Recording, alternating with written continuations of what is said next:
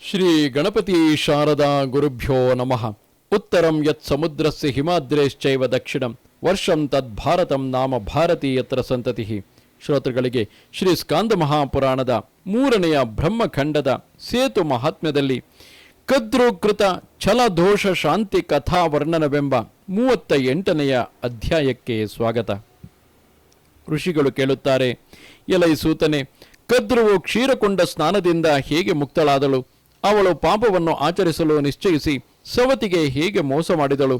ಆ ಕದ್ರುವು ಯಾರು? ಅವಳು ಯಾರಿಗೆ ಸವತಿಯು? ಅವಳು ತನ್ನ ಸವತಿಯನ್ನು ಮೋಸದಿಂದ ಏಕೆ ಗೆದ್ದಳು?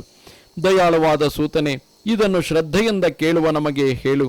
ಶ್ರೀ ಸೂತನು ಹೇಳುತ್ತಾನೆ, ಮುನಿಗಳೇ, ಅತಿಶಯ ಫಲವುಳ್ಳ ಈ ಇತಿಹಾಸವನ್ನು ಕೇಳಿರಿ. ಹಿಂದೆ ಪ್ರಜಾಪತಿಯ ಮಕ್ಕಳಾದ ಕದ್ರು ವಿನತೆ ಎಂಬ ಸಹೋದರಿಯರಿದ್ದರು. ಅವರಿಬ್ಬರು ಕಶ್ಯಪ ಮುನಿಯ ಪತ್ನಿಯರಾಗಿದ್ದರು. ವಿನತೆಯು ಅರುಣ ಮತ್ತು ಗರುಡ ಎಂಬ ಮಕ್ಕಳನ್ನು, ಕದ್ರುವು ವಿಷ ಮತ್ತು ಅಹಂಕಾರಗಳಿಂದ ಮೆರೆಯುತ್ತಿರುವ ಅನಂತ, ವಾಸುಕಿ ಮೊದಲಾದ ಅನೇಕ ಸರ್ಪಗಳನ್ನು ಪಡೆದರು. ಒಂದಾನೊಂದು ದಿನ ಆ ಕದ್ರು ವಿನತೆಯರು ಹತ್ತಿರದಲ್ಲಿಯೇ ಬರುತ್ತಿರುವ ಉಚ್ಚೈಶ್ರವಸ್ಸನ್ನು ನೋಡಿದರು. ಆಗ ಕದ್ರುವು ವಿನತೆಗೆ ಹೀಗೆಂದಳು, ವಿನತೆ, ಈ ಉಚ್ಚೈಶ್ರವಸ್ಸಿನ ಬಾಲವು ಕರ್ರಗಿದೆಯೋ ಬೆಳ್ಳಗಿದೆಯೋ ನಿಜವಾಗಿ ಹೇಳು ಎನ್ನಲು ವಿನತೆಯು ಕದ್ರುವನ್ನು ಕುರಿತು ಎಂತೆಂದಳು, ಈ ಕುದುರೆಯ ಬಾಲವು ಬೆಳ್ಳಗಿದೆಯೆಂದು ನನಗೆ ತೋರುತ್ತಿದೆ, ನಿನ್ನ ಅಭಿಪ್ರಾಯವೇನು ಎಂದಳು. ಕದ್ರುವು, ಈ ಕುದುರೆಯ ಬಾಲವು ಕಪ್ಪಗಿದೆಯೆಂದು ನಾನು ತಿಳಿಯುತ್ತೇನೆ ಎಂದು ತನ್ನ ಅಭಿಪ್ರಾಯವನ್ನು ತಿಳಿಸಿದಳು. ಬಳಿಕ ಅವರಿಬ್ಬರು ಸೋತವಳು ಗೆದ್ದವಳಿಗೆ ದಾಸಿಯಾಗಿರಬೇಕೆಂದು ಪಣವನ್ನು ಕಲ್ಪಿಸಿಕೊಂಡರು. ಅನಂತರ ಕದ್ರುವು ತನ್ನ ಮಕ್ಕಳಾದ ವಾಸುಕಿ ಮೊದಲಾದ ಸರ್ಪಗಳನ್ನು ಕುರಿತು, ಎಲೈ ಪುತ್ರರೇ, ನಾನು ವಿನತೆಗೆ ದಾಸಿಯಾಗದಂತೆ ಮಾಡಿರಿ ಎಂದಳು. ತನ್ನ ಇಷ್ಟಸಿದ್ಧಿಗಾಗಿ ತವಕದಿಂದ ನೀವು ಉಚ್ಚೈಶ್ರವಸ್ಸಿನ ಬಾಲವನ್ನು ಮುಚ್ಚಿರಿ ಎಂದಳು. ಅವಳ ಅಭಿಪ್ರಾಯವನ್ನು ಸರ್ಪಗಳು ಒಪ್ಪದಿರಲು ಕದ್ರುವು ಕೋಪದಿಂದ ಉರಿಯುತ್ತಾ ಮಕ್ಕಳನ್ನು ಕುರಿತು, ನೀವೆಲ್ಲರೂ ಪರೀಕ್ಷಿತ್ ರಾಜನ ಮಗನಾದ ಜನಮೇಜಯನ ಯಜ್ಞದಲ್ಲಿ ನಿಶ್ಚಯವಾಗಿಯೂ ಸಾಯುವಿರಿ ಎಂದು ಶಪಿಸಿದಳು.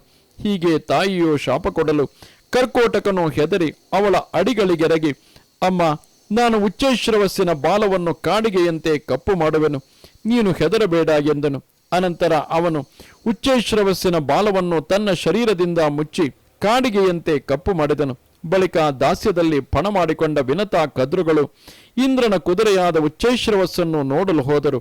ಅವರು ಚಂದ್ರ, ಶಂಖ, ಮಾಣಿಕ್ಯ, ಮುತ್ತು, ಐರಾವತಗಳಿಗೆ ಕಾರಣವೂ ಯೋಗ ನಿದ್ರೆಯನ್ನು ಮಾಡುವ ಶ್ರೀಮನ್ನಾರಾಯಣನ ಪ್ರಳಯ ಕಾಲದ ಶಯನವೂ ಆದ ನದೀಪತಿಯಾದ ಕ್ಷೀರ ಸಮುದ್ರವನ್ನು ದಾಟಿ ದೇವೇಂದ್ರನ ವಾಹನವಾದ ಉಚ್ಚೈಶ್ರವಸ್ಸನ್ನು ನೋಡಿದರು. ವಿನತೆಯು ಕರಿಯ ಬಾಲವುಳ್ಳ ಆ ಕುದುರೆಯನ್ನು ಕಂಡು ದುಃಖಗೊಂಡಳು. ಹಾಗೆ ದುಃಖಗೊಂಡ ವಿನತೆಯನ್ನು ಆ ಕದ್ರುವು ತನ್ನ ದಾಸಿಯ ಕೆಲಸದಲ್ಲಿ ನೇಮಿಸಿದಳು. ಇಷ್ಟರಲ್ಲಿ ಗರುಡನು ಬೆಂಕಿಯಂತೆ ಮೊಟ್ಟೆಯನ್ನು ಒಡೆದುಕೊಂಡು ಬೆಟ್ಟದಂತಹ ದೇಹವುಳ್ಳವನಾಗಿ ಆವಿರ್ಭವಿಸಿದನು. ಅವನ ಮಹಾದೇಹವನ್ನು ಕಂಡು 3 ಲೋಕಗಳು ಭಯಗೊಂಡವು. ಬಳಿಕ ಪಕ್ಷಿಶ್ರೇಷ್ಠನಾದ ಆ ಗರುಡನನ್ನು ದೇವತೆಗಳು ಸ್ತುತಿಸಿದರು. ಆ ಗರುಡನು ತನ್ನ ದೇಹವನ್ನು ನೋಡಿ ಭಯಗೊಂಡ 3 ಲೋಕಗಳನ್ನು ಕಂಡು ಅತಿ ಭಯಂಕರವಾದ ತನ್ನ ದೇಹವನ್ನು ಸಣ್ಣದಾಗಿಸಿ ಅರುಣನನ್ನು ಬೆನ್ನಿನ ಮೇಲೆ ಕೂರಿಸಿಕೊಂಡು ತಾಯಿಯ ಹತ್ತಿರ ಬಂದನು. ಬಳಿಕ ಕದ್ರುವು ನಮಸ್ಕರಿಸಿ ನಿಂತು ಅತಿ ದುಃಖಿತಳಾದ ವಿನತೆಯನ್ನು ಕುರಿತು, ದಾಸಿ, ನಾನು ಪಾತಾಳಕ್ಕೆ ಹೋಗಲಿಚ್ಛಿಸುವೆನು. ಆದ್ದರಿಂದ ನಿನ್ನ ಸುತನಾದ ಗರುಡನು ನನ್ನನ್ನು ನನ್ನ ಮಕ್ಕಳನ್ನು ಹೊತ್ತುಕೊಂಡು ಹೋಗಲಿ ಎಂದಳು. ವಿನತೆಯು ಮಗನಾದ ಗರುಡನಿಗೆ ಹೇಳಿದಳು, ನಾನು ಈ ಕದ್ರುವನ್ನು ಹೊರುವೆನು, ನೀನು ಅವಳ ಮಕ್ಕಳಾದ ಸರ್ಪಗಳನ್ನು ಹೊತ್ತುಕೋ. ಎಲೈ ವಿಪ್ರರೇ, ಗರುಡನು ಹಾಗೆಯೇ ಆಗಲೆಂದು ತಾಯಿಯ ಮಾತನ್ನು ಸ್ವೀಕರಿಸಿದನು. ವಿನತೆಯು ಕದ್ರುವನ್ನು, ಗರುಡನು ಆ ಸರ್ಪಗಳನ್ನು ಹೊತ್ತುಕೊಂಡು ಹೋಗುತ್ತಿರಲು ಸೂರ್ಯನ ಹತ್ತಿರ ಹೋಗುತ್ತಿರುವಾಗ ಆ ಸರ್ಪಗಳು ಸೂರ್ಯನ ಕಿರಣಗಳಿಂದ ಸಂತಾಪಗೊಂಡವು. ಆಗ ಕದ್ರುವು ಮಕ್ಕಳ ತಾಪಶಾಂತಿಗಾಗಿ ದೇವೇಂದ್ರನನ್ನು ಸ್ತುತಿಸಲು ಅವನು ಮಳೆಯನ್ನು ಸುರಿಸಿ ತಾಪವನ್ನು ನೀಗಿಸಿದನು. ಬಲಿಷ್ಠನಾದ ಗರುಡನಿಂದ ಒಯ್ಯಲ್ಪಡುತ್ತಿದ್ದ ಆ ಸರ್ಪಗಳು ಪಾತಾಳವನ್ನು ಶೀಘ್ರವಾಗಿ ಸೇರಿ ಗರುಡನನ್ನು ಕುರಿತು, ದಾಸಿಯ ಮಗನಾದ ಗರುಡನೇ, ನಾವು ಮತ್ತೊಂದು ದ್ವೀಪವನ್ನು ನೋಡುವುದಕ್ಕೆ ಹೋಗಲು ತ್ವರೆಯುಳ್ಳವರಾಗಿದ್ದೇವೆ, ನಮ್ಮನ್ನು ಕೂಡಲೇ ಅಲ್ಲಿಗೆ ಹೊತ್ತುಕೊಂಡು ಹೋಗು ಎಂದವು. ಬ್ರಾಹ್ಮಣರೇ, ಬಳಿಕ ಗರುಡನು ತಾಯಿಯಾದ ವಿನತೆಯನ್ನು ಕುರಿತು, ನಾನು ಈ ಸರ್ಪಗಳನ್ನು ಏಕೆ ಹೊರಬೇಕು? ನೀನು ಏತಕ್ಕೆ ಈ ಕದ್ರುವನ್ನು ಹೊರುತ್ತೀಯೇ? ಈ ಸರ್ಪಗಳು ನನ್ನನ್ನು ದಾಸಿಯ ಮಗನೇ ಎಂದು ಏತಕ್ಕೆ ಕರೆಯುತ್ತವೆ? ಅಮ್ಮ, ಇದನ್ನೆಲ್ಲ ನಿಜವಾಗಿ ನನಗೆ ಹೇಳು ಎಂದು ಕೇಳಿದನು. ಗರುಡನು ಹೀಗೆ ಕೇಳಲು ವಿನತೆಯು ಮಗನನ್ನು ಕುರಿತು, ಮಗು, ಕ್ರೂರಳಾದ ನನ್ನ ಸಹೋದರಿ ಕದ್ರುವು ನನ್ನನ್ನು ಕಪಟದಿಂದ ಗೆದ್ದಿರುವಳು. ಆದುದರಿಂದ ನಾನು ಅವಳ ದಾಸಿಯಾಗಿರುವೆನು. ನೀನು ದಾಸಿಯ ಮಗನಾಗಿರುವೆ. ಅದರಿಂದಲೇ ನೀನು ಯಾವಾಗಲೂ ಸರ್ಪಗಳನ್ನು ಹೊರುತ್ತೀಯೇ, ನಾನು ಈ ಕದ್ರುವನ್ನು ಹೊರುತ್ತೇನೆ. ವಿನತೆಯು ಇದೇ ಮೊದಲಾದ ಎಲ್ಲ ಸಮಾಚಾರಗಳನ್ನು ಮೊದಲಿನಿಂದ ಕಡೆಯವರೆಗೂ ತಿಳಿಸಲು ಗರುಡನು ತಾಯಿಯನ್ನು ಕುರಿತು ಇಂತೆಂದನು. ಅಮ್ಮ,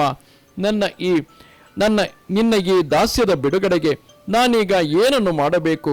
ಸುತನು ಇಂತು ಕೇಳಲು ವಿನತೆಯು ಅವನನ್ನು ಕುರಿತು ಹೀಗೆಂದಳು.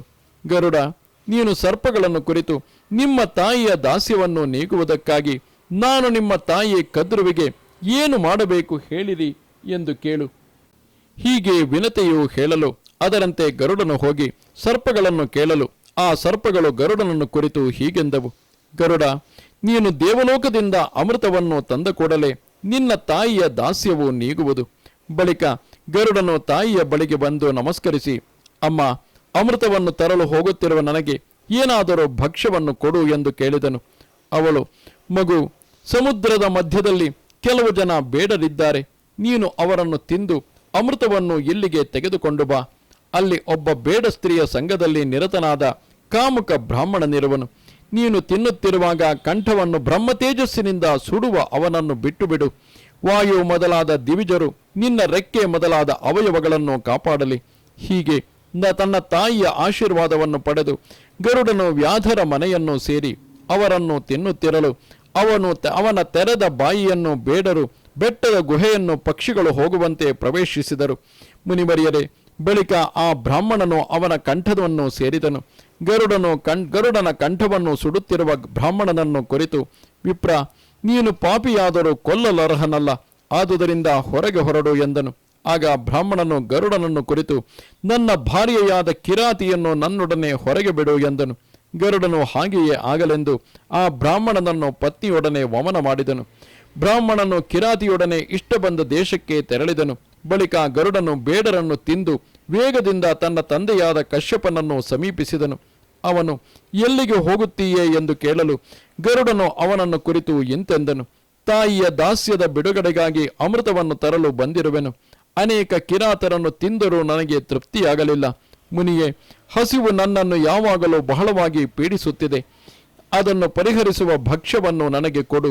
ಅದರಿಂದ ನಾನು ಅಮೃತವನ್ನು ತರಲು ಶಕ್ತನಾದೇನು ಎನ್ನಲು ಕಶ್ಯಪನು ಮಗನಾದ ಗರುಡನನ್ನು ಕುರಿತು ಹೀಗೆಂದನು. ಹಿಂದೆ ವಿಭಾವಸುವೆಂಬ ಮುನಿಯೆದ್ದನು. ಅವನಿಗೆ ಸುಪ್ರತೀಕನೆಂಬ ಸಹೋದರನಿದ್ದನು. ಕುಲವೈರಿಗಳು ಅತ್ಯಂತ ಕೋಪಿಷ್ಠರೂ ಆದ ಅವರಿಬ್ಬರು ದ್ರವ್ಯಕ್ಕಾಗಿ ಜಗಳವಾಡಿ ಪರಸ್ಪರವಾಗಿ ಶಪಿಸಿಕೊಂಡರು. ಸುಪ್ರತೀಕನು ಆನೆಯು, ವಿಭಾವಸುವು ಆಮೆಯೂ ಆದರು. ಆನೆಯು 6 ಗಾವುದ ಎತ್ತರವು 12 ಗಾವುದ ಅಗಲವೂ ಆಗಿರುವುದು. ಆಮೆಯು 3 ಗಾವುದ ಎತ್ತರವು 10 ಗಾವುದ ಅಗಲವೂ ಆಗಿರುವುದು. ಗರುಡನೆ, ಇವರಿಬ್ಬರು ಈ ಸರೋವರದಲ್ಲಿ ಹಿಂದಿನ ದ್ವೇಷವನ್ನು ಸ್ಮರಿಸಿಕೊಂಡು ಜಯಿಸಲಿಚ್ಛೆಯಿಂದ ಯುದ್ಧ ಮಾಡುತ್ತಿದ್ದಾರೆ. ಇವರಿಬ್ಬರನ್ನು ನೀನು ತಿಂದು ತೃಪ್ತಿಗೊಂಡು ಅಮೃತವನ್ನು ತೆಗೆದುಕೊಂಡು ಬಾ. ಹೀಗೆ ತಂದೆಯಾದ ಕಾಶ್ಯಪನು ಹೇಳಲು ಗರುಡನು ಅಲ್ಲಿಗೆ ಹೋಗಿ ದೊಡ್ಡ ದೇಹವುಳ್ಳವರು ಅತ್ಯಂತ ಪರಾಕ್ರಮಿಗಳು ಆದ ಆ ಆನೆ ಮತ್ತು ಆಮೆಗಳನ್ನು ಉಗುರಿನಿಂದ ಎತ್ತಿಕೊಂಡು ವಿಳಂಬವೆಂಬ ತೀರ್ಥಕ್ಕೆ ಹೋದನು. ಬ್ರಾಹ್ಮಣರೇ, ಅಲ್ಲಿಗೆ ಬಂದ ಗರುಡನನ್ನು ನೋಡಿ ರೋಹಿಣ ಅಂದರೆ ಹಾಲವಾಣವೆಂಬ ಉನ್ನತವಾದ ಆ ಸರೋವರದ ದಡದಲ್ಲಿರುವ ದೊಡ್ಡ ಮರವು ಅತಿ ಬಲಶಾಲಿಯಾದ ಆ ಗರುಡನನ್ನು ಕುರಿತು ಹೀಗೆಂದಿತು. ಪಕ್ಷಿವರಿಯ, 100 ಯೋಜನ ವಿಶಾಲವಾದ ಈ ನನ್ನ ಕೊಂಬೆಯನ್ನು ಹತ್ತು. ನೀನು ಇದರಲ್ಲಿ ಕುಳಿತುಕೊಂಡು ಈ ಆಮೆಗಳನ್ನು ತಿನ್ನು. ದ್ವಿಜವರಿಯರೇ, ಆ ಮರವು ಹೀಗೆನ್ನಲು ಗರುಡನು ಅದರ ಕೊಂಬೆಯಲ್ಲಿ ಕುಳಿತುಕೊಂಡನು. ಅವನ ಭಾರದಿಂದ ಆ ಕೊಂಬೆಯು ಮುರಿಯಿತು. ಗರುಡನು ಆ ಮರದಲ್ಲಿ ಕೆಳಮುಖರಾಗಿ ಜೋಲಾಡುತ್ತಿರುವ ವಾಲಖಿಲ್ಯ ಮುನಿಗಳನ್ನು ಕಂಡು ಅವರು ಬಿದ್ದಾರೆಂದು ಶಂಕಿಸಿ ಆ ಕೊಂಬೆಯನ್ನು ಹಿಡಿದುಕೊಂಡನು. ಆಮೆಗಳನ್ನು ಆ ಕೊಂಬೆಯನ್ನು ಹಿಡಿದುಕೊಂಡು ಆಕಾಶದಲ್ಲಿ ಹಾರುತ್ತಿರುವ ಗರುಡನನ್ನು ಕಂಡು ಕಶ್ಯಪನು ಇಂತೆಂದನು. ವಿನತಾಪುತ್ರ, ಆ ಕೊಂಬೆಯನ್ನು ಜನರಿಲ್ಲದ ಪರ್ವತದಲ್ಲಿ ಬಿಡು. ಕಶ್ಯಪನು ಹೀಗೆನ್ನಲು ಗರುಡನು ಹಾಗೆಯೇ ಆ ಕೊಂಬೆಯನ್ನು ಜನರಿಲ್ಲದ ಬೆಟ್ಟದಲ್ಲಿ ಇಳಿಸಿ ಆ ಆಮೆಗಳನ್ನು ತಿಂದನು. ಆ ಸಮಯದಲ್ಲಿ ಆಕಾಶದಲ್ಲಿ ಉತ್ಪಾತ ಉಂಟಾಯಿತು. ದೇವೇಂದ್ರನು ಆ ಉತ್ಪಾತವನ್ನು ಕಂಡು ತನ್ನ ಪುರೋಹಿತನಾದ ಬೃಹಸ್ಪತಿಯನ್ನು ಉತ್ಪಾತದ ಕಾರಣವನ್ನು ಕೇಳಿದನು. ಅವನು ಇಂದ್ರನನ್ನು ಕುರಿತು ಇಂತೆಂದನು. ಬೃಹಸ್ಪತಿಯು ಹೇಳುತ್ತಾನೆ, ಅಯ್ಯ ಇಂದ್ರನೇ, ಹಿಂದೆ ಕಾಶ್ಯಪ ಮುನಿಯು ಯಜ್ಞ ಮಾಡಲೋಸುಗ ಮುನಿಗಳು, ದೇವತೆಗಳು, ಸಿದ್ಧರು, ಯಕ್ಷರು, ಗಂಧರ್ವರು, ಕಿನ್ನರರು ಇವರೆಲ್ಲರನ್ನು ಯಜ್ಞ ಸಾಮಗ್ರಿಗಳನ್ನು ಸಿದ್ಧ ಮಾಡಲು ಕಳುಹಿಸಿದನು. ಯಜ್ಞ ಸಾಮಗ್ರಿಗಳಿಂದ ಕೂಡಿದವರು ಗೋಪಾದದಷ್ಟು ನೀರಿನಲ್ಲಿ ಮುಳುಗುತ್ತಿರುವವರು, ಕುಳ್ಳರು, ಅಂಗುಷ್ಟ ಪರಿಮಾಣವುಳ್ಳವರು ಆದ ವಾಲಕಿಲ್ಯರನ್ನು ನೋಡಿ ನೀನು ನಕ್ಕಿರುವೆ. ಆಗ ನೀನು ಅವಮಾನ ಮಾಡಿದುದರಿಂದ ಕೋಪಗೊಂಡ ಆ ವಾಲಕಿಲ್ಯರು ಯಜ್ಞದ ಬೆಂಕಿಯಲ್ಲಿ ದೇವೇಂದ್ರನನ್ನು ಕೆದರಿಸುವ ಮಗನು ಕಶ್ಯಪನಿಗೆ ಜನಿಸಲಿ ಎಂದು ಹೋಮ ಮಾಡಿದರು. ಆ ಕಶ್ಯಪನ ಮಗನಾದ ಗರುಡನು ಈಗ ಅಮೃತವನ್ನು ತೆಗೆದುಕೊಂಡು ಹೋಗಲು ಕುತೂಹಲವುಳ್ಳವನಾಗಿ ಬರುತ್ತಿದ್ದಾನೆ. ಅದಕ್ಕಾಗಿ ಈ ಉತ್ಪಾತವು ಉಂಟಾಗಿದೆ. ಹೀಗೆ ಬೃಹಸ್ಪತಿಯು ಹೇಳಲು ಇಂದ್ರನು ಅಗ್ನಿ ಮೊದಲಾದ ದೇವತೆಗಳನ್ನು ಕುರಿತು, ಗರುಡನು ಅಮೃತವನ್ನು ಅಪಹರಿಸಲು ಬರುತ್ತಿದ್ದಾನೆ, ನೀವು ಅವನನ್ನು ರಕ್ಷಿಸಿರಿ ಎನ್ನಲು ಅವರು ಆಯುಧಗಳನ್ನು ಹಿಡಿದು ಅಮೃತವನ್ನು ಕಾಪಾಡತೊಡಗಿದರು. ಗರುಡನು ಆಯುಧಗಳನ್ನು ಧರಿಸಿ ನಿಂತಿರುವ ದೇವತೆಗಳ ಹತ್ತಿರ ಬರಲು ಅವರು ಬಲಿಷ್ಠರಾದ ಅವನನ್ನು ಕಂಡು ನಡುಗಿದರು. ಅನಂತರ ದೇವತೆಗಳಿಗೂ ಗರುಡನಿಗೂ ಘೋರ ಯುದ್ಧವಾಯಿತು. ಗರುಡನು ತನ್ನ ಕೊಕ್ಕಿನಿಂದ ಅಮೃತವನ್ನು ಕಾಪಾಡುವ ಕುಜನನ್ನು ಕತ್ತರಿಸಿದನು. ಆಗ ದೇವತೆಗಳು ಆಯುಧಗಳಿಂದ ಬಹಳವಾಗಿ ಗರುಡನನ್ನು ಹೊಡೆದರು. ಗರುಡನಿಗೆ ಆಯುಧಧಾರಿಗಳಾದ ದೇವತೆಗಳಿಂದ ಬಹಳ ತೊಂದರೆಯಾಯಿತು. ಗರುಡನು 2 ರೆಕ್ಕೆಗಳಿಂದ ಅಗ್ನಿಯೇ ಮೊದಲಾದ ದೇವತೆಗಳನ್ನು ದೂರಕ್ಕೆಸೆದನು. ಅವನ ರೆಕ್ಕೆಗಳಿಂದ ಎಸೆಯಲ್ಪಟ್ಟ ದೇವತೆಗಳು ಅತಿ ಕೋಪಗೊಂಡು ನಾರಾಚ, ಭಿಂಡಿವಾಲ ಮೊದಲಾದ ಆಯುಧಗಳನ್ನು ಅವನ ಮೇಲೆ ಎಸೆಯಲು ಅವನು ಶೀಘ್ರವಾಗಿ ದೇವತೆಗಳ ದೃಷ್ಟಿಯನ್ನು ಹಾಳು ಮಾಡುವ ಧೂಳನ್ನು ರೆಕ್ಕೆಗಳಿಂದಲೇ ಎಬ್ಬಿಸಿದನು. ದೇವತೆಗಳು ಅದನ್ನು ಗಾಳಿಯಿಂದ ಅಣಗಿಸಿದರು. ಎಲೈ ಬ್ರಾಹ್ಮಣರೇ, ಗರುಡನು ರೆಕ್ಕೆ ಕೊಕ್ಕುಗಳಿಂದ ರುದ್ರರು, ವಸುಗಳು, ಆದಿತ್ಯರು, ಮರುತ್ತುಗಳು ಇನ್ನೂ ಇತರ ದೇವತೆಗಳನ್ನು ವ್ಯಥೆಗೊಳಿಸಿದನು. ಅವರೆಲ್ಲರೂ ಓಡಿ ಹೋಗಲು ಆ ಗರುಡನು ಮುಂದೆ ಉರಿಯುತ್ತಿರುವ ಬೆಂಕಿಯನ್ನು ಕಂಡು ಅದನ್ನು ಆರಿಸುವುದಕ್ಕೆ ಪ್ರಯತ್ನಿಸಿದನು. ಅವನು 1000 ಮುಖಗಳುಳ್ಳವನಾಗಿ 100 ನದಿಗಳನ್ನು ಕುಡಿದು ಆ ನೀರಿನಿಂದ ಬೆಂಕಿಯನ್ನು ಬಹುಬೇಗನೆಯೇ ಆರಿಸಿದನು. ಅವನು ಹತ್ತಿರದಲ್ಲಿ ಅಮೃತವನ್ನು ರಕ್ಷಿಸುವ ಹರಿತವಾದ ಧಾರೆಯುಳ್ಳ ತಿರುಗು ಚಕ್ರವನ್ನು ನೋಡಿ ತನ್ನ ದೇಹವನ್ನು ಸಣ್ಣಗೆ ಮಾಡಿಕೊಂಡು ಅದರ ತೂತಿನಲ್ಲಿ ಒಳಗೆ ಹೊಕ್ಕನು. ಅನಂತರ ಅವನು ಬಾಯಿಯನ್ನು ತೆರೆದುಕೊಂಡಿರುವುದು ಭಯಂಕರಾಕಾರವುಳ್ಳದ್ದು, ನೋಡುವುದರಿಂದಲೇ ಸುಟ್ಟು ಬೂದಿ ಮಾಡುವುದು ಆದ 2 ಸರ್ಪಗಳನ್ನು ಕಂಡು ಅವುಗಳನ್ನು ರೆಕ್ಕೆ ಕೊಕ್ಕುಗಳಿಂದ ಕತ್ತರಿಸಿ ಅಮೃತವನ್ನು ತೆಗೆದುಕೊಂಡು ಮೇಲಕ್ಕೆ ಹಾರಿದನು. ಯಂತ್ರವನ್ನು ಮುರಿದು ಮೇಲಕ್ಕೆ ಹಾರುತ್ತಿರುವ ಗರುಡನನ್ನು ಕಂಡು ಆ ಶ್ರೀಹರಿಯು ಹೀಗೆಂದನು, ಪಕ್ಷಿರಾಜ, ನಿನಗೆ ಪ್ರಸನ್ನನಾಗಿರುವೆನು, ವರವನ್ನು ಕೇಳಿಕೋ ಎನ್ನಲು ಗರುಡನು ಲಕ್ಷ್ಮೀಪತಿಯಾದ ನಾರಾಯಣನನ್ನು ಕುರಿತು ಹೀಗೆಂದನು, ನಾನು ನಿನ್ನ ರಥದ ಮೇಲೆ ಧ್ವಜವಾಗಿರಬೇಕು, ನನಗೆ ಮುಪ್ಪು ಮರಣವೋ ಉಂಟಾಗಕೂಡದು ಎಂದು ಕೇಳಿಕೊಳ್ಳಲು ಹರಿಯು ಹಾಗೆಯೇ ಆಗಲೆಂದನು.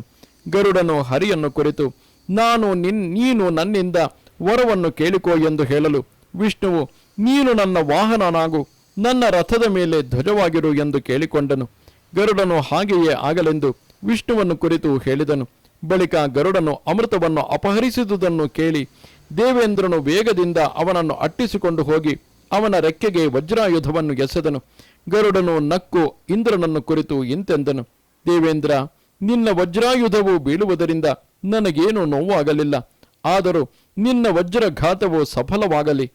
ಹೀಗೆ ಹೇಳುತ್ತಾ ತನ್ನ ರೆಕ್ಕೆಗಿಂದ ಒಂದು ಗರಿಯನ್ನು ಕೆಡವಿದನು. ಅವನು ಸುಂದರವಾದ ರೆಕ್ಕೆಯುಳ್ಳವನಾದುದರಿಂದ ಸುಪರ್ಣನೆಂದು ಪ್ರಸಿದ್ಧನಾದನು.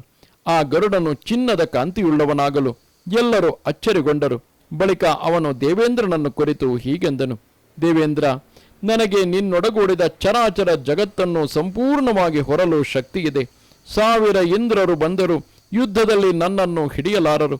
ಹೀಗೆಂದು ಗರುಡನು ಹೇಳಲು ಇಂದ್ರನು ಹೀಗೆಂದನು, ಗರುಡ, ನಿನಗೆ ಅಮೃತದಿಂದ ಏನು ಪ್ರಯೋಜನ? ನನಗೆ ಕೊಡು. ನೀನು ಈ ಅಮೃತವನ್ನು ಯಾರಿಗಾದರೂ ಕೊಟ್ಟರೆ ಅವರು ಇದನ್ನು ಕುಡಿದು ಜರಾ ಮರಣಗಳಿಲ್ಲದೆ ನಮಗಿಂತ ಹೆಚ್ಚು ಬಲಶಾಲಿಗಳಾಗಿ ನಮ್ಮನ್ನೇ ಪೀಡಿಸಿಯಾರು. ಹೀಗೆ ಹೇಳುತ್ತಿರುವ ದೇವೇಂದ್ರನನ್ನು ಕುರಿತು ಗರುಡನು, ನಾನು ಎಲ್ಲಿ ಈ ಅಮೃತವನ್ನಿಡುವೆನೋ ನೀನು ಅಲ್ಲಿಗೆ ಬಂದು ಕೂಡಲೇ ತೆಗೆದುಕೋ ಎಂದು ಹೇಳಲು ದೇವೇಂದ್ರನು, ಪಕ್ಷೀಶ, ನಾನು ನಿನಗೆ ಪ್ರಸನ್ನನಾಗಿದ್ದೇನೆ, ವರವನ್ನು ಕೇಳಿಕೋ ಎಂದನು.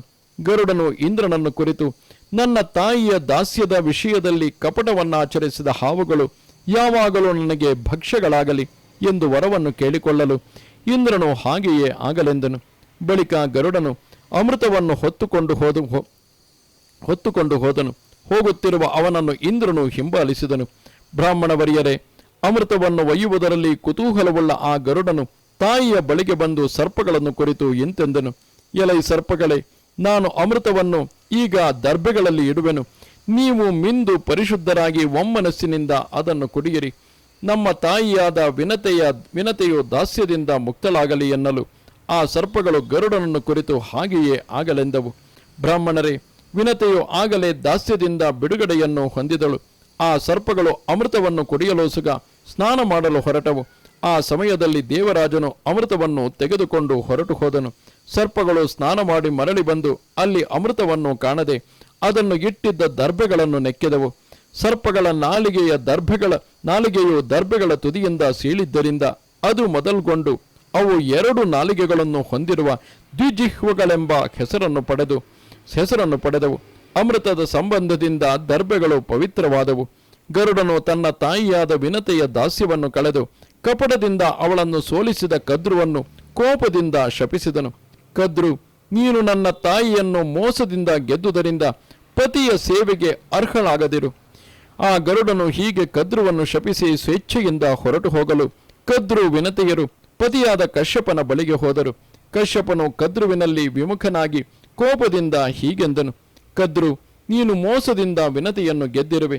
ಎಲೆ ದುಷ್ಟೆ, ಆದುದರಿಂದ ನೀನು ನನ್ನ ಸೇವೆಗೆ ಅರ್ಹಳಲ್ಲ. ಹೆಂಗಸಾಗಲಿ ಗಂಡಸನ್ನಾಗಲಿ ಹೆಂಗಸನ್ನಾಗಲಿ ಮೋಸದಿಂದ ಗೆದ್ದರೆ ಅವರು ಪಾತಕಿಗಳಾಗುವರು. ಅಂತಹ ಪಾತಕಿಗಳೊಡನೆ ಮಾತನಾಡುವವನು ಬ್ರಹ್ಮಹತ್ಯೆಗೈದವನಾಗುವನು. ಅವನು ಕಳ್ಳನು, ಸುರಾಪಾನ ಮಾಡಿದವನು, ಗುರುತಲ್ಪಗಾಮಿಯೂ ಆಗುವನೆಂದು ಮುನಿಗಳು ಹೇಳುತ್ತಾರೆ. ಕ್ರೂರಲಾದ ಕದ್ರುವೆ, ನಿನ್ನೊಡನೆ ಮಾತನಾಡುವುದರಿಂದ ನನಗೆ ನರಕವನ್ನೀಯುವ ಪಾಪವು ಸಂಭವಿಸಿತು. ಆದುದರಿಂದ ನೀನು ನನ್ನ ಹತ್ತಿರದಿಂದ ದೂರ ಹೋಗು. ಮೋಸದಿಂದ ಜಯಿಸಿದವನ ಪಂಕ್ತಿಯಲ್ಲಿ ಊಟ ಮಾಡುವವನು, ಅವನೊಡನೆ ಮಾತಾಡುವವನು ನರಕ ಸಮುದ್ರದಲ್ಲಿ ಬೀಳುವರು. ಮೋಸದಿಂದ ಗೆದ್ದವನನ್ನು ನೋಡಿದರೆ ಆ ಪಾಪದ ಶಾಂತಿಗಾಗಿ ಸೂರ್ಯ, ನೀರು, ಅಗ್ನಿಗಳನ್ನು ನೋಡಬೇಕು. ಅವನು ಆಶ್ರಮದಲ್ಲಾಗಲಿ ಮನೆಯಲ್ಲಾಗಲಿ ವಾಸ ಮಾಡುತ್ತಿದ್ದರೆ ಅಲ್ಲಿ ಇತರರು ವಾಸ ಮಾಡಕೂಡದು. ವಾಸ ಮಾಡಿದರೆ ನರಕವನ್ನು ಅನುಭವಿಸುವರು. ನೀನು ಸಾಧುವಾದ ವಿನತೆಯನ್ನು ಕಪಟದಿಂದ ಗೆದ್ದ ಕಾರಣ ನನ್ನ ಕಣ್ಣಿಗೆ ಕಾಣದಂತೆ ಈ ಆಶ್ರಮದಿಂದ ಹೊರಡು. ಪ್ರಾಜ್ಞನಾದ ಕಶ್ಯಪನು ಹೀಗೆ ಕದ್ರುವನ್ನು ನಿಂದಿಸಿ ನಿರ್ದುಷ್ಟಳಾದ ವಿನತೆಯನ್ನು ಸ್ವೀಕರಿಸಿದನು. ಕಶ್ಯಪನು ಹೀಗೆ ಕಠಿಣವಾಗಿ ಬೈಯಲು ಕದ್ರುವು ದುಃಖಪೀಡಿತಳಾಗಿ ಬಹಳವಾಗಿ ಅಳುತ್ತಾ ಅವನ ಅಡಿಗಳಲ್ಲಿ ಬಿದ್ದಳು. ಕಶ್ಯಪ ಮುನಿಯು ಅಡಿಗೆರಗಿದ ಕದ್ರುವನ್ನು ನೋಡಿ ಅವಳೆಸಗಿದ ಪಾಪವನ್ನು ಸ್ಮರಿಸುತ್ತಾ ಅವಳನ್ನು ಸ್ವೀಕರಿಸಲೇ ಇಲ್ಲ. ಅನಂತರ ವಿನತೆಯು ಕಶ್ಯಪನಿಗೆರಗಿ ಅವನನ್ನು ಕುರಿತು ಹೀಗೆಂದಳು, ಎಲೈ ದಯಾಳುವೆ, ಈ ನನ್ನ ಸಹೋದರಿಯನ್ನು ಸ್ವೀಕರಿಸು. ಅಜ್ಞಾನದಿಂದ ಮೂಢಳಾದ ಕದ್ರುವು ಮಾಡಿದ ಪಾಪವನ್ನೆಲ್ಲ ಈಗ ಕ್ಷಮಿಸು. ಸಜ್ಜನರು ದಯಾಳುಗಳಷ್ಟೇ. ಗರುಡನ ತಾಯಿಯಾದ ವಿನತೆಯು ಹೀಗೆ ಹೇಳಲು ಕಶ್ಯಪನು ಇಂತೆಂದನು, ವಿನತೆ, ಇವಳ ಪಾಪವು ಪರಿಹಾರವಾದ ಹೊರತು ದುಷ್ಟಳಾದ ಇವಳನ್ನು ನಾನು ಸ್ವೀಕರಿಸುವುದಿಲ್ಲ. ಮೂರಾವೃತ್ತಿ ನಿನಗೆ ಆಣೆಯಿಟ್ಟು ಹೇಳುತ್ತೇನೆ. ಕಶ್ಯಪನ ಮಾತನ್ನು ಕೇಳಿ ವಿನತೆಯು ಮರಳಿ ಹೀಗೆಂದಳು, ನನ್ನ ಸಹೋದರಿಯಾದ ಇವಳು ನಿನ್ನ ಸೇವೆಗೆ ಯೋಗ್ಯಳಾಗಲು ಪಾಪದ ಪರಿಹಾರ ಕ್ರಮವನ್ನು ಹೇಳು. ವಿನತೆಯು ಹೀಗೆ ಹೇಳಲು ಮರೀಚಿಯ ಮಗನಾದ ಕಶ್ಯಪನು ಸ್ವಲ್ಪ ಹೊತ್ತು ಮನಸ್ಸಿನಿಂದ ಆಲೋಚಿಸಿದನು. ದಕ್ಷಿಣ ಸಮುದ್ರದ ದಡದಲ್ಲಿರುವ ಮೋಕ್ಷಪ್ರದವಾದ ಪುಲ್ಲ ಗ್ರಾಮದಲ್ಲಿ ಪಾಪನಾಶಕವಾದ ಕ್ಷೀರ ಸರಸ್ಸೆಂಬ ತೀರ್ಥವಿದೆ. ಆ ತೀರ್ಥದಲ್ಲಿ ಸ್ನಾನ ಮಾಡುವುದರಿಂದಲೇ ಇವಳ ಪಾಪವು ಪರಿಹಾರವಾಗುವುದು. ಇವಳು 10,000 ಪ್ರಾಯಶ್ಚಿತ್ತಗಳನ್ನು ಆಚರಿಸಿದರೂ ಆ ತೀರ್ಥದಲ್ಲಿ ಸ್ನಾನ ಮಾಡದ ಹೊರತು ಇವಳ ಪಾಪವು ನಾಶವಾಗುವುದಿಲ್ಲ. ಆದುದರಿಂದ ಇವಳು ಆ ಸರೋವರಕ್ಕೆ ತೆರಳಲಿ. ಪತಿಯು ಹೀಗೆನ್ನಲು ಕದ್ರುವು ಅವನನ್ನು ವಂದಿಸಿ ಕೂಡಲೇ ಮಕ್ಕಳೊಡನೆ ಆ ಕ್ಷೀರಕೊಂಡಕ್ಕೆ ಹೋದಳು. ಅವಳು ಕೆಲವು ದಿವಸಗಳಲ್ಲಿ ಮಕ್ಕಳೊಡನೆ ಪವಿತ್ರವಾದ ಆ ಕ್ಷೀರಕೊಂಡವನ್ನು ಸೇರಿ ಜಿತೇಂದ್ರಿಯಳಾಗಿ ಸಂಕಲ್ಪ ಮಾಡಿ ವಿಧಿಯಂತೆ ಅದರಲ್ಲಿ ಮಿಂದಳು. ಎಲೈ ಬ್ರಾಹ್ಮಣೋತ್ತಮರೇ, ಅವಳು ಉಪವಾಸ ಮಾಡಿ 3 ದಿನ ಆ ತೀರ್ಥದಲ್ಲಿ ಮಿಂದಳು. 4ನೆಯ ದಿನ ಅವಳು ಶ್ರದ್ಧೆಯಿಂದ ಸ್ನಾನ ಮಾಡುತ್ತಿರಲು ಅಶರೀರವಾಣಿಯುಂಟಾಯಿತು. ಅಶರೀರವಾಣಿಯು ಹೇಳುತ್ತದೆ, ಕದ್ರು, ಇಲ್ಲಿ ಸ್ನಾನ ಮಾಡಿದುದರಿಂದ ನೀನು ಮೋಸದಿಂದ ನಿನ್ನ ಸವತಿಯನ್ನು ಗೆದ್ದುದರಿಂದ ಉಂಟಾದ ಪಾಪವು ನೀಗಿತು. ಈಗ ಪತಿ ಸೇವೆಗೆ ಅರ್ಹಳಾಗಿದ್ದೀಯೆ. ನಿನಗೆ ಗರುಡನು ಕೊಟ್ಟ ಶಾಪವು ಪರಿಹಾರವಾಯಿತು. ನೀನು ಪತಿಯ ಬಳಿಗೆ ಹೋಗು, ಅವನು ನಿನ್ನನ್ನು ಪರಿಗ್ರಹಿಸುವನು ಎಂದು ಹೇಳಿ ಅಶರೀರವಾಣಿಯು ಸುಮ್ಮನಾಯಿತು. ಕದ್ರುವು ಆ ಅಶರೀರವಾಣಿಗೆ ನಮಸ್ಕರಿಸಿ ಸಂತುಷ್ಟಳಾಗಿ ಆ ತೀರ್ಥವನ್ನು ಮಕ್ಕಳೊಡನೆ ಪ್ರದಕ್ಷಿಣೆಗೈದು ವಂದಿಸಿ ಪತಿ ಸೇವೆಯಲ್ಲಿ ಕುತೂಹಲವುಳ್ಳವಳಾಗಿ ಅವನ ಹತ್ತಿರ ಹೋದಳು. ಕಶ್ಯಪನು ಕ್ಷೀರಕೊಂಡದಲ್ಲಿ ಮಿಂದು ಬಂದ ಕದ್ರುವನ್ನು ಕಂಡು ಯೋಗ ದೃಷ್ಟಿಯಿಂದ ಅವಳನ್ನು ಪಾಪರಹಿತಳನ್ನಾಗಿ ತಿಳಿದು ತನ್ನ ಸೇವೆಗೆ ಅರ್ಹಳಾದ ಅವಳನ್ನು ಪರಿಗ್ರಹಿಸಿದನು. ವಿಪ್ರರೇ, ಹೀಗೆ ನಿಮಗೆ ಕದ್ರುವಿನ ಪಾಪ ಪರಿಹಾರದ ಕ್ರಮವನ್ನು ಹೇಳಿರುವೆನು. ಕ್ಷೀರಕುಂಡದ ನೀರು ಸ್ನಾನ ಮಾಡುವುದರಿಂದಲೇ ಮಾನವರಿಗೆ ಮೋಕ್ಷವನ್ನೀಯುವುದು. ಈ ಅಧ್ಯಾಯವನ್ನು ಕೇಳಿದ ಅಥವಾ ಓದಿದ ನರನು ಕ್ಷೀರಕುಂಡದಲ್ಲಿ ಸ್ನಾನ ಮಾಡಿದ ಫಲವನ್ನು ಪಡೆಯುವನು. ಅವನು ಅಶ್ವಮೇಧವೇ ಮೊದಲಾದ ಯಜ್ಞಗಳ ಸಂಪೂರ್ಣ ಫಲವನ್ನು ಹೊಂದುವನು. ಗಂಗೆ ಮೊದಲಾದ ಸಕಲ ತೀರ್ಥಗಳಲ್ಲಿ ಸ್ನಾನ ಮಾಡಿದಂತಾಗುವನು. ಕ್ಷೀರಕುಂಡವನ್ನು ಹೊಗಳುವ ಈ ಅಧ್ಯಾಯವನ್ನು ಓದಿದವನು 1000 ಗೋವುಗಳನ್ನು ದಾನ ಮಾಡಿದ ಸಂಪೂರ್ಣ ಫಲವನ್ನು ಪಡೆಯುವನು. ಇಲ್ಲಿಗೆ 81,000 ಶ್ಲೋಕಗಳ ಸಂಹಿತೆಯೆಂದು ಪ್ರಸಿದ್ಧವಾದ ಶ್ರೀ ಸ್ಕಾಂದ ಮಹಾಪುರಾಣದ 3ನೆಯ ಬ್ರಹ್ಮಖಂಡದ ಸೇತು ಮಹಾತ್ಮ್ಯದಲ್ಲಿ ಕದ್ರುಕೃತ ಛಲ ದೋಷ ಶಾಂತಿ ಕಥಾ ವರ್ಣನವೆಂಬ 38ನೆಯ ಅಧ್ಯಾಯವು ಮುಗಿದುದು. ನಮಸ್ತೆ ಶಾರದೆ ದೇವಿ ಕಾಶ್ಮೀರ ಪುರವಾಸಿನಿ ತ್ವಾಮಹಂ ಪ್ರಾರ್ಥಯೇ ನಿತ್ಯಂ ವಿದ್ಯಾದಾನಂಚ ದೇಹಿಮೆ. ನಮಸ್ಕಾರ.